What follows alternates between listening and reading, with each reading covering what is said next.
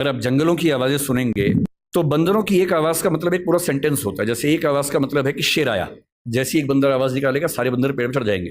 फिर दूसरी आवाज का मतलब होगा शेर चला गया, वो सुन के सब उतर जाएंगे नीचे। भाषा वैज्ञानिकों ने वो आवाजें रिकॉर्ड कर ली और एक बार अच्छे म्यूजिक सिस्टम से एक जंगल में जाके आवाज प्ले कर दी, शेर आया, और वो आवाज सुनते ही सारे बंदर पेड़ के ऊपर चढ़ गए और फिर आपस में देख रहे किसने बोला। और 10-15 मिनट के बाद दूसरी आवाज प्ले की, शेर चला गया, सारे बंदर नीचे उतर गए। एक आवाज एक वाक्य। इंसान की भाषा की सबसे बड़ी खूबसूरती यह है कि वो डिस्क्रीट भाषा है, विविक्त भाषा है, जिसका मतलब यह है कुछ 25-30 ध्वनियों से, 50 ध्वनियों से हम अरबों शब्द बना सकते हैं और अरबों शब्दों से खरबों वाक्य बना सकते हैं। इतनी लचीली भाषा हमारी है जिसमें किसी भी बात को कहने के 50 तरीके हमारे पास हैं और ये तरीके इस संसार में किसी और स्पीशीज के पास नहीं है। इसीलिए होमोसेपियंस बन पाया।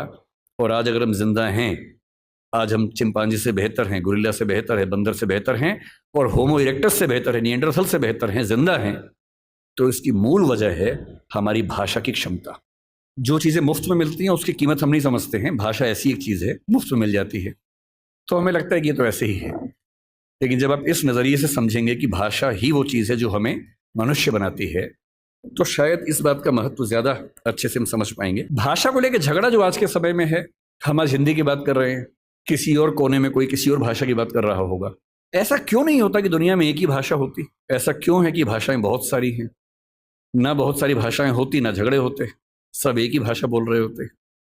सोचने में कितना अच्छा लगता है। तो ओल्ड टेस्टामेंट में जो यहूदियों का बाइबल का हिस्सा है उसमें कहानी आती है, उसको बोलते हैं बेबीलोनिया की या बाबिल की कहानी। कहानी ये है कि एक बार ईश्वर ने, यहूदियों के ईश्वर याहवे ने, जब देखा कि मनुष्य बहुत पाप कर रहे हैं तो उसने बहुत तेज बाढ़ पैदा की। ये वही बाढ़ है जो आपने आज से 10 साल पहले एक फिल्म 2012 में देखी होगी। ये उसी बाढ़ की कहानी है। इतनी ज्यादा बाढ़ की सारी इंसानी सभ्यता नष्ट हो जाए क्योंकि ये लोग इतने पापी हैं और ईश्वर को ये लगा कि मैंने गलती कर दी इन लोगों को मनुष्य बना के, इनके तो पाप खत्म नहीं होते हैं। नाराज होकर उसने सारी सभ्यता को विनाश करने के कगार पे खड़ा कर दिया। हम भारतीय सभ्यता में प्रलय की कल्पना करते हैं, कुछ कुछ वैसी कल्पना वहां पर एक बाढ़ की कल्पना है। और तब ईश्वर को यह भी लगा कि अगर सारे खत्म हो जाएंगे तो सृष्टि बनाने का जो पर्पस था वो खत्म हो जाएगा। तो ईश्वर ने अपने एक नबी को भेजा जिनका नाम था नूह या नोआह। ये युवाल नोआ हरारी के बीच में भी जो नाम है नोआह, ये वही नोआ नाम है।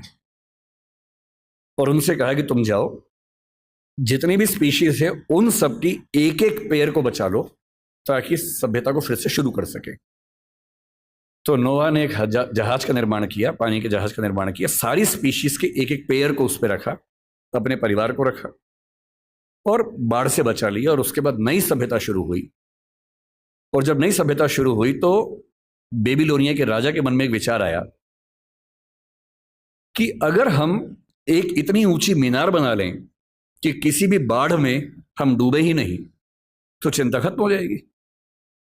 तो बाबेल नाम के स्थान पर, बेबीलोनिया का एक स्थान था, एक टावर बनना शुरू हुआ। यह बाइबल में जेनेसिस की कहानी है। टावर बनने लगा, काफी ऊंचा बन गया और बनते बनते ईश्वर को यह लगा कि ये मेरी शान में गुस्ताखी हो रही है क्योंकि मैं बाढ़ ले आऊंगा, उससे बचने के लिए ये मेरे खिलाफ साजिश कर रहे हैं। तो ईश्वर ने क्या किया, एक कमाल कर दिया। उसने उस टावर पर काम करने वाले व्यक्तियों और बाकी व्यक्तियों को भाषाओं में बांट दिया ताकि वो एक दूसरे की बात ना समझ सके। और एक कहानी चलती है कि अगर आप चाहते हैं कि सारे मनुष्य एक ना हो तो उनको भाषाओं में बांट दीजिए।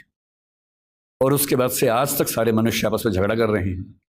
ये कहानी ऐतिहासिक रूप से कितनी सही है मुझे नहीं पता, मिथक है, धर्म की बात है, पर ऐसी कहानियां किसी कंसेप्ट को समझने के लिए बहुत काम की कहानियां होती हैं।